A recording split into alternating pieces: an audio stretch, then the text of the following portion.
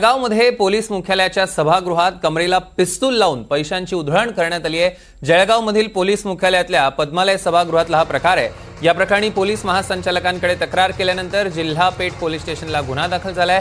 Police मुख्यालयाच्या सभागृहात सूफी गायनाच्या कार्यक्रमात एका तरुणानं कमरेला बंदूक लावून पैसे उधळले। हा व्हिडिओ व्हायरल झाल्यानंतर या प्रकरणी जळगावमधील दीपक कुमार गुप्ता यांनी थेट पोलीस महासंचालकांकडे तक्रार केली।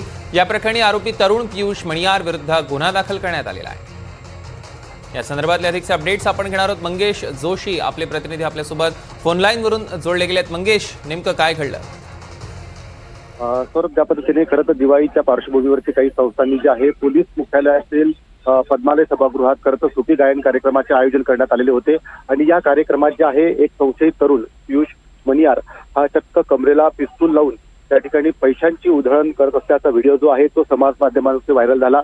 संपूर्ण पोलीस मुख्यालयातील सभागृहात हा प्रकार घडल्यानंतरही पोलिसांनी मात्र यावर कुठलीही कारवाई केल्याचं समोर आलेलं आहे। दरम्यान या प्रकरणी समाजसेवक दीपक कुमार गुप्ता यांनी थेट पोलीस महासंचालकांकडे या संबंधात तक्रार केली आणि त्यानंतर पोलीस महासंचालकांच्या आदेशानुसार या प्रकरणी संशयित तरुण पियुष मणियार विरुद्ध जे आहे गुन्हा दाखल करण्यात आलेला आहे।